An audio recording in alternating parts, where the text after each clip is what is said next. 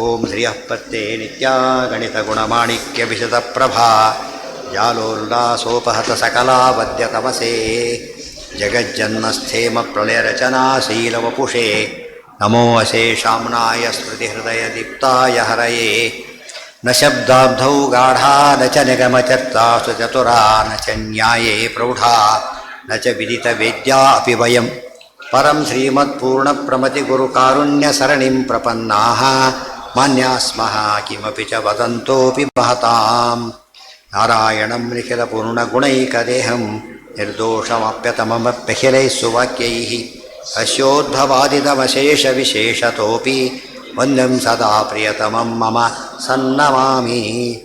ಓಂ ಓಂ ಅಥಾತೋರ್ಮ ಜಿಜ್ಞಾಸಾವೋ. ಈಗ ಎಲ್ಲಿ ಬಂದಿತ್ತು ನಿನ್ನೆ? ಕುಪಿತಾಹಿ ಫಣಚ್ಛಾಯ ಸಮೀಕೃತ್ಯಾಪರಂ ಸುಖಂ ದೇವಂತೆ ಯತ್ಪದಂ ಧೀರಾಹ ತಮುಪಾಸೇ ಶ್ರೇಯಃಪತಿ. ಈಗ ಗುರುಗಳ ಬಗ್ಗೆ ಮಾತು ಬಂತೀಗ. ಪೂರ್ವವಿಕಲ್ಪ ಪ್ರಕರಣ ಸ್ಯಾತ್ ಕ್ರಿಯಾಮಾನಸವತೆ ಮಾತು ಉತ್ತರ ಕೊಡು. ಸರ್ವಾಧಿಕಂ ಗುಣಾಧಿಕಂ ಗುರುಂ ಪ್ರಾಪ್ಯ ತದ್ಧೀನಾಂ ನಾಪ್ನುಯಾತ್ ವ್ಯಜಿತ್. ಉತ್ತಮ ಗುರು ಸಿಕ್ಕ ಕಾಲಕ್ಕೆ ಏನು ಮಾಡಿಕೊಡೋದು? ಅವನಿಗಿಂತ ಕಡಿಮೆ ಗುರುಗಳ ಹತ್ರ ಹೋಗಬಾರ್ದು. Very simple. ಅದು 2 ಕಾಲೇಜ್ ಅಪ್ಲೈ ಮಾಡಿದ್ದ, ಬಂದು ಸೇರ್ಕೊಂಡ್ಬಿಟ್ಟ. ಆಮೇಲೆ ಒಳ್ಳೆ ಕಾಲೇಜ್ ಸಿಕ್ತು, ಏನು ಮಾಡ್ತಾನೆ? ಅದನ್ನು ಕೆಲಸಕ್ಕೆ ಬಿಡಬೇಕಾಗುತ್ತೆ. ಎಷ್ಟೋ ಫೀ ಕೆಲವರು ವಾಪಸ್ ಕೊಡೋಲ್ಲ, ಫುಲ್ ರಿಫಂಡ್ ಮಾಡೋದಿಲ್ಲ. ಆದರೂ ಹೊರಟ್ಬಿಡ್ತಾನೆ. ಅದಕ್ಕೆ ಯಾರು ಆಮೇಲೆ ಇವರು ಕೂಡ ಯಾಕೆ ಹೋಗ್ತೀವಿ ಅಂತ ಕೇಳೋದಿಲ್ಲ, ಯಾಕೆ ಬಂದಿ ಅಂತ ಅವನು ಕೇಳೋದಿಲ್ಲ. ಒಳ್ಳೇದ್ರಿಂದ ಕೆಟ್ಟಕ್ಕೆ ಹೋಗ್ಬೇಕಾದ್ರೆ ಶುರು ಮಾಡ್ತಾರೆ. ಯಾಕೆ ಅಂತ ಶುರು ಮಾಡ್ತಾರೆ. ಅರ್ಥ ಆಯ್ತಾ ಈಗ? ಯಾಕೆಂದರೆ ಅದು ಸಂಬಂಧಿ ಬರೋದಲ್ಲ ಅದು. ಸೊ ಯಾವುದೇ ಕಾಲ ಇಲ್ಲಿ ಗುರು ಶಬ್ದ ನಮಗೆ ಅರ್ಥ ಆಗಲ್ಲ, ಇನ್ಸ್ಟಿಟ್ಯೂಷನ್ ಅರ್ಥ ಆಗುತ್ತೆ. ಯಾವುದೋ ಒಂದು ಒಳ್ಳೆ ಇನ್ಸ್ಟಿಟ್ಯೂಷನಿಗೆ ನಮಗೆ ಅಡ್ಮಿಷನ್ನು ಸಿಕ್ಕರೆ ಅಥವಾ ಅಲ್ಲಿ ಕೆಲಸ ಸಿಕ್ಕರೆ ನ್ಯಾಚುರಲಿ ಏನು ಮಾಡ್ತಾರೆ? ಅದು ಹೋದ್ಮೇಲೆ ಯಾವುದಕ್ಕೆ ಬರೋದಿಲ್ಲ, ವಾಪಸ್ಸು ಕೆಳಗಿಂದ ಬರೋದಿಲ್ಲ. ಅದೇ ರೀತಿ ಉತ್ತಮ ಗುರುಗಳು ಸಿಕ್ಕ ಕಾಲಕ್ಕೆ ಏನು ಮಾಡಿಕೊಡೋದು? ಇಲ್ಲಿ 2 ಗುರುಗಳು ಏಕಕಾಲಕ್ಕೆ ರೂಲ್ಡ್ ಔಟ್ ಇದೆ. ಇಬ್ಬರು ಗುರುಗಳು ಮೇಂಟೈನ್ ಮಾಡೋದು ಅದು ಸಾಧ್ಯ ಇಲ್ಲ ಅಂತ ಹೇಳ್ಬೇಕು. ಒಬ್ಬರೇ ಇರಬೇಕಾದ್ರಿಂದಾಗಿಯೇ 2 ಗುರುಗಳು ಕಾನ್ಸೆಪ್ಟ್ ಶಾಸ್ತ್ರದಲ್ಲಿ ಇಲ್ಲ.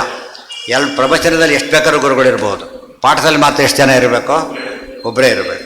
ಅದಕ್ಕಾಗಿಯೇ ಅದ್ರ ಇಷ್ಟೇ ಚಾಯ್ಸ್ ಇರೋದಿಷ್ಟೇ. ನೀನು ಉತ್ತಮರ ಹತ್ರ ಇದೆಯೋ ಅಧಮರ ಹತ್ರ ಇದೆಯೋ, ಉತ್ತಮರ ಅಧಮರ ಹತ್ರ ಹೋಗಬೇಡ. ಈ 3rd ಇಯರ್ ಹೋದ್ರೆ 2nd ಇಯರ್ ಸೇರಿದರೆ ಹೇಗೋ ಹಾಗೆ ವಾಪಸ್ ಬಂದಾಗ ಆಗಿಬಿಡ. ಅದಾಗಬಾರ್ದು. ಕಾಲೇಜಿಂದ ಹೈಸ್ಕೂಲಿಗೆ ಬಂದರೆ ಹೇಗೋ ಹಾಗಾಗಬಾರ್ದು.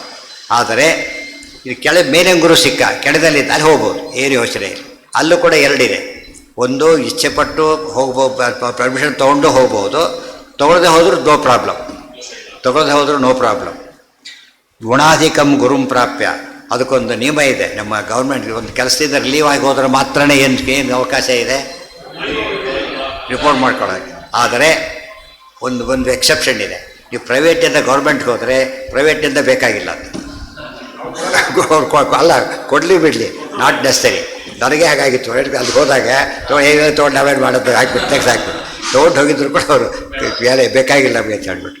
ತಾತ್ಪರ್ಯ ಏನು ಅಂದರೆ, ದೊಡ್ಡವ್ರ ಹತ್ರ ಸಣ್ಣವ್ರ ಪರ್ಮಿಷನ್ ಬೇಕಾಗಿಲ್ಲ.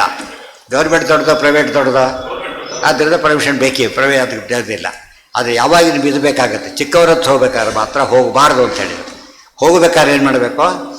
ಪರ್ಮಿಷನ್ ತೊಗೊಂಡು ಕೆಲಸಕ್ಕೆ ಹೋಗೋ ಪ್ರಸಂಗ ಬರುತ್ತೆ. ಅದು ಯಾವಾಗಂತ ಮುಂದೆ ಹೇಳ್ತಾರೆ. ಅದರ್ವೈಸ್ ಇವನಿಗೆ ಬಿಟ್ಟು ಹೋಗಬಾರ್ದು. ಅದಕ್ಕೆ ರೌರವಂ ನಾತ್ರ ಸಂಶಯ. ಅದಕ್ಕೆ ಹೇಳಿದೆ, ಅದು ಬಿಟ್ಟುಬಿಟ್ರೆ ರೌರವ ನರಕದಷ್ಟು ದೋಷ ಬರುತ್ತೆ. ಆದ್ದರಿಂದನೇ ಈ ನಿಯಮ ಇದೆ ಅಂತ ಹೇಳಿದರು. ವಿಪರ್ಯಸ್ತು ಕರ್ತವ್ಯ ಸರ್ವಥಾ ಶುಭಮಿಚ್ಛತ. ಒಂದು ಒಳ್ಳೆಯವ್ರ ಹತ್ರ ಓದ್ತಾ ಇದ್ದ, ಇನ್ನೂ ಭಾರಿ ಒಳ್ಳೆಯವ್ರು ಸಿಕ್ಬಿಟ್ರು. ಅವಾಗೇನು ಮಾಡಬೇಕು? ಯೋಚನೆ ಬಿಟ್ಟು ಹೋಗೋದು, ಏನೂ ತೊಂದರೆ ಇಲ್ಲ, ಬಿಟ್ಟು ಹೋಗ್ಬೋದು. ಸಮೇ ವಿಕಲ್ಪ ಏವ ಸ್ಯಾತ್. ಇಬ್ಬರು ಸಮ ಇದ್ದಾರೆ, ಈಕ್ವಲ್. ಅವಾಗೇನು ಮಾಡಬೇಕು ಪ್ರಶ್ನೆ? ಅವಾಗ ನಿನ್ನ ಚಾಯ್ಸ್. ಅದು ನಿನ್ನ ಚಾಯ್ಸ್. ಇಬ್ಬರು ಸಮ ಆಗಿದ್ದರಿಂದ ನಿನ್ನ ಚಾಯ್ಸ್. ನೋಡಿ, 3 ಬಂತೀಗ. ದೊಡ್ಡವ್ರ ಹತ್ರ ಹೋಗೋದು ಹೋಗ್ಬೋದು, ಚಿಕ್ಕವ್ರ ಹತ್ರ ಹೋಗಬಾರ್ದು. ಸಮರಾಗಿದ್ದರೆ ಆಪ್ಷನ್. 2 ಒಂದೇ ಆದಾಗ ಏನು ಬೇಕಾದ್ರೆ ಮಾಡೋದು. ಹಾಂ, ಅದು ನಿಮಗೆ ಗೊತ್ತಾಗತ್ತೆ. ಅಲ್ಲಿ ಉಪತುಗರ್ಮ ಅಂತ ಹೇಳಿದ್ರು ಅವನಿಗೆ ಅರ್ಥ ಆಗಬೇಕು, ಅದು ಇಂಪಾರ್ಟೆಂಟ್. ಅವನ ಕೆಪಾಸಿಟಿ, ದೊಡ್ಡವನ ಕೆಪಾಸಿಟಿ ಹೇಗೆ ಗೊತ್ತಾಗುತ್ತೆ ನಿಮಗೆ ಅರ್ಥ ಮಾಡಿಸೋದ್ರ ಮೇಲೆ. ಆದ್ದರಿಂದ ನಮಗೆ ಅರ್ಥ ಆಗುತ್ತೆ ಅಂದರೆ ಮುಗಿದು. ಅದೇ ದೊಡ್ಡದು. ಪ್ರೈವೇಟ್ ಸ್ಕೂಲ್ ಹುಡುಗರಿಗೆ ಪ್ರೊಫೆಸರ್ ಹಾಕಿದ್ರೆ ಏನೇನೋ ಅರ್ಥ ಆಗಲ್ಲ ಅವರಿಗೆ.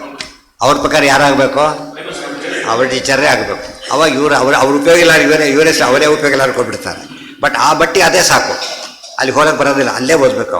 ಅದಕ್ಕೆ ಮೇಲೆ ಹೋಗ್ತಾ ಇರ್ಬೇಕಾದ್ರೆ ಅವರೇನೋ ದೊಡ್ಡವರೇ, ಬಟ್ ಇವರಿಗೆ ಅರ್ಥ ಕೆಪಾಸಿಟಿ ಆಗಬೇಕಲ್ಲ. ಅವಾಗ ಬೇಡ. ಸ್ತೋತ್ರ ಪಾಠ ಹೇಳ್ಸ್ಕೊಳ್ಳೋದಕ್ಕೋಸ್ಕರ ದೊಡ್ಡ ಸ್ಥಾನಕ್ಕೆ ಹೋಗ್ಬೇಕಾದ್ರೆ ಕಾರಣ ಇಲ್ಲ. ಮತ್ತು ತಪ್ಪೇಳರ್ಥ ಹೇಳ್ಸ್ಕೊಬಾರ್ದು. ಮತ್ತೆ ಅದು ಸರಿ ಆಗಬೇಕು. ಆ ಲೆವೆಲ್ ಇಲ್ಲ ಹೋದರೂ ಪರವಾಗಿಲ್ಲ. ದೋಷಸ್ಮೃತೇರ್ ವಿಷಯಾಂತರಂಚ ದರ್ಶಯಿತು ಮಾಹ ಗುರುಮನುಜ್ಞಾಚ ಸರ್ವಥಾ. ಆದರೆ ಒಂದು ವಿಷಯ ಹೇಳ್ತಾರೆ ಇಂಪಾರ್ಟೆಂಟ್. ಇಬ್ಬರು ಈಕ್ವಲ್ ಇದ್ದಾರೆ, ಒಂದು ಕಡೆ ಓದ್ತಾ ಕೂತಿ, ಇನ್ನೊಬ್ಬರು ಯಾರೋ ಊರಿಗೆ ಬಂದ ಅಥವಾ ತಾನೇ ಬೇರೆಯವರಿಗೆ ಹೋದ. ಆವಾಗಲ್ಲಿ ಪಾಠ ಇಲ್ಲದ ನಿಂತು ಹೋಗ್ಬಿಟ್ರೆ ಕಷ್ಟ. ಅವನೇನು ಚೇಂಜ್ ಅನಿವಾರ್ಯ ಚೇಂಜ್ ಬೇರೆ ಬಂದಾಗಲಿಕ್ಕಾಗಲ್ಲ. ಆನ್ಲೈನ್ ಉಪಯೋಗ ಇಲ್ಲ, ಆನ್ಲೈನ್ ಇರಲೂ ಇಲ್ಲ. ಆಗ ಅಲ್ಲಿ ಇರಲಿಲ್ಲ, ಇದ್ದರೂ ಕೂಡ ಅದು ಬೆಟರ್ ಅಲ್ಲ. ಅವಾಗ ಏನು ಮಾಡಬೇಕು ಅಂದರೆ ಇವ್ರಿಗೆ ತಿಳಿಸಿ ಹೋಗಬೇಕು ಅಂತ ಹೇಳ್ತಾರೆ. ಇಬ್ಬರು ಒಬ್ಬರ ಹತ್ರ ಓದ್ತಾ ಇದ್ದೆ, ಇನ್ನೊಬ್ಬ ಸಮಸ್ಯೆ ಸಿಕ್ಕ. ಯಾವುದೋ ಕಾರಣಕ್ಕೆ ಅವ್ರ ಹತ್ರ ಹೋಗೋ ಪ್ರಸಂಗ ಬಂದರೆ ಹಾಗೆ ಹೋಗಬಾರ್ದು. ಏನು ಮಾಡಬೇಕು, ಅವರು ತಿಳಿಸಿ ಪರ್ಮಿಷನ್ ತೊಗೊಂಡೇ ಹೋಗಬೇಕು. ಮೇಲೆ ಹೋಗ್ಬೇಕಾದ್ರೆ ಪರ್ಮಿಷನ್ ಬೇಕಿಲ್ಲ, ಆಪ್ಷನಲ್ ಅದು. ಇದು ಕಂಪಲ್ಸರಿ ಅಂತ ಹೇಳ್ತಾರೆ. ಇಲ್ಲದ ಹೋದ್ರೆ ಇವನು ಶಾಪ ಕಟ್ಟು ತಟ್ಟುತ್ತವನು. ಇವನು ಹೇಳಿಬಿಟ್ಟು ಬ್ಲಾಕ್ ಆಗಿಬಿಡುತ್ತೆ, ಮುಂದಕ್ಕೆ ಬರೋದಿಲ್ಲ ಅವನು. ಪೂರ್ವಾನುಜ್ಞಾಚ ಸರ್ವಥಾ, ಪೂರ್ವಾನುಜ್ಞೆ ಬೇಕೇ ಬೇಕು. ತದುತ್ತಮ ಗುರುಪ್ರಾಪ್ತೈ ಪೂರ್ವಾನುಜ್ಞಾನ ಅಮೃಗ್ಯತೆ. ತದುತ್ತಮ ಗುರುಪ್ರಾಪ್ತೈ ಪೂರ್ವಾನುಜ್ಞಾನ. ಉತ್ತಮ ಗುರುಗಳ ಹೋಗ್ಬೇಕಾದ್ರೆ ಪೂರ್ವರ ಅನುಜ್ಞ, ಮೊದಲಿನ ಗುರುಗಳ ಅನುಜ್ಞೆ ಬೇಕಿಲ್ಲ. ಗುರು ಬ್ರಹ್ಮ ಅಖಿಲಾನಾಂಚ ವಿದ್ಯಾಚೈವ ಸರಸ್ವತಿ ದೇವತಾ ಭಗವಾನ್ ವಿಷ್ಣು ಸರ್ವೇಷಾಂ ಅವಿಶೇಷತಃ. ಇದು ಗುರು ಬ್ರಹ್ಮ ಬ್ರಹ್ಮ ಬಂತಲ್ಲ, ಅದಕ್ಕೆ ಸೇರಿಸ್ಕೋಬಾರ್ದು ಬರ್ತೇ ಇದಲ್ಲ. ಅದು ಬೇರೆ ಇದು ಬೇರೆ. ಗುರು ಬ್ರಹ್ಮ ಅಖಿಲಾನಾಂಚ ವಿದ್ಯಾ ಚೈವ ಸರಸ್ವತಿ. ಎಲ್ಲರಿಗೂ ಮೂಲ ಗುರುಗಳು ಅಂದರೆ ಜೀವಕೋಟಿಗೆ ಬ್ರಹ್ಮದೇವರು. ಅದೇ ಭಾರತೀ ದೇವಿ ವಿದ್ಯಾಭಿಮಾನಿ ದೇವತೆ. ಅದಕ್ಕೆ ಟೀಕಾರ ಇಬ್ಬರಿಗೂ ನಮಸ್ಕಾರ ಮಾಡ್ತಾರೆ. ಆಚಾರ್ಯ ನಮಸ್ಕಾರ ಮಾಡಿ ಭವತಿ ಯದನುಭಾವ ದೇಡ ಮುಖೋಪಿ ವಾಗ್ಮಿ ಅಂತೇಳಿ ಇಬ್ಬರಿಗೂ ನಮಸ್ಕಾರ ಮಾಡ್ತಾರೆ. ದೇವತಾ ಭಗವಾನ್ ವಿಷ್ಣು ಸರ್ವೇಷಾಂ ದೇವತಾ ಭಗವಾನ್ ಎಲ್ಲರಿಗೂ ಕಾಮನ್ ಇದು. ಆಚಾರ್ಯ ಪವನೋಸ್ಮಾಕಂ ಆಚಾರ್ಯಾಣಿ ಚ ಭಾರತಿ ದೇವೋ ನಾರಾಯಣ ಶ್ರೀಶಃ ದೇವಿ ಮಂಗಲದಿ. ಈ ಮಾತು ನೋಡಿದ್ರೆ ಯುಕ್ತಿಮಲ್ಲಿಕಾದ ಮಾತಿಗೆ ಮೂಲ ಇದೇನೆ. ಗುರು ಬ್ರಹ್ಮ ಅಖಿಲಾನಾಂಚ ಆಚಾರ್ಯ ಪವನೋಸ್ಮಾಕಂ ವಿದ್ಯಾಚೈವ ಸರಸ್ವತಿ ಆಚಾರ್ಯಾಣೀತ ಭಾರತಿ ದೇವತಾ ಭಗವಾನ್ ವಿಷ್ಣು ದೇವೋ ನಾರಾಯಣ ಶ್ರೀಶಃ. ಪದ ಪೂರ್ತಿ ಹಾಗೆ ಇಟ್ಬಿಟ್ಟಿದ್ದಾರೆ. ಆಮೇಲೆ ಸರ್ವೇಷಾಂ ಅವಿಶೇಷತ, ಎಲ್ಲರಿಗೂ ಕಾಮನ್ ಅಂತ ಹೇಳಿಬಿಟ್ರೆ ಎಲ್ಲರಿಗೂ ಕಾಮನ್ನೇ. ತತ್ಪ್ರಸಾದೇನ ಮುಕ್ತಿ ಸ್ಯಾತ್ ನಾಣ್ಯಥಾತು ಕಥಂಚ. ಇವ್ರ ಪ್ರಸಾದ ಎಲ್ಲರಿಗೂ ಬೇಕಿದೆ, ಮೂಲವಾಗಿ ಎಲ್ಲರಿಗೂ ಇರಬೇಕೀಗ. ಉಳಿದವರಿಗೆಲ್ಲ ಅವರವ್ರ ಗುರು ಎಷ್ಟಿತ್ತು ಅಷ್ಟು ಮಾತ್ರ. ಇನ್ನೊಂದು ಅರ್ಥ ಹೇಳ್ತಾರೆ ಕೊನೆಗೆ, ಸೋತ್ತಮಾಸ್ತು ಕ್ರಮೇಣ ಇವ ಸರ್ವೇಷಾಂ ಗುರವಸ್ಮೃತಾಃ. ನಮಗಿಂತ ಉತ್ತಮರಾಗಿಬಿಟ್ರೆ ನಮಗೆ ಪಾಠ ಪ್ರವೃತ್ತಿ ಏನು ಮಾಡದೇ ಹೋದರೂ ಕೂಡ ಏನಾಗ್ತಾರೆ ಅವರು ಗುರುಗಳೇ ಅಂತ. ಸುಪೀರಿಯರ್ ಮುಗಿದು ಸುಪೀರಿಯರ್ ಅಂದ ತಕ್ಷಣ ಏನಾಗಬೇಕು, ಅವನು ಯೋಗ್ಯತೆಯಲ್ಲಿ ಸುಪೀರಿಯರ್ ಆಗಿದ್ದರೆ ಡೈರೆಕ್ಟಾಗಿ ಹೇಳಲಿ ಬಿಡಲಿ ಗುರು ಅಂತಲೇ ಒಪ್ಪಬೇಕು. ಸೋತ್ತಮಾಸ್ತು ಕ್ರಮೇಣ ಇವ ಸರ್ವೇಷಾಂ ಗುರವಸ್ಮೃತಾಃ. ಹಿಂದೆ ಹೇಳಿದ್ದಾರೆ ಮಹಾಭಾರತ ತಾತ್ಪರ್ಯದೊಳಗೆ, ಸೋತ್ತಮ ಗುರವ ಪ್ರೋಕ್ತಾ ಬ್ರಹ್ಮಾಂತ ಉತ್ತರೋತ್ತರ. ಮಹಾಭಾರತ ತಾತ್ಪರ್ಯ ಮೊದಲನೇ ಅಧ್ಯಾಯದಲ್ಲಿ ಶ್ಲೋಕ ಬರುತ್ತೆ. ಸೋತ್ತಮ ಗುರವ ಪ್ರೋಕ್ತಾ ಬ್ರಹ್ಮಾಂತ ಉತ್ತರೋತ್ತರ.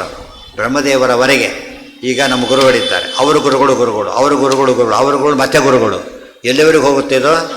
ಬ್ರಹ್ಮದೇವ ಕೊನೆಗೆ ಅಲ್ಟಿಮೇಟ್ಲಿ ಭಗವಂತನವರೆಗೆ ಹೋಗ್ಬಿಡ. ಅದು ತಪ್ಸಾಗಿಲ್ವೇ ಇಲ್ಲ.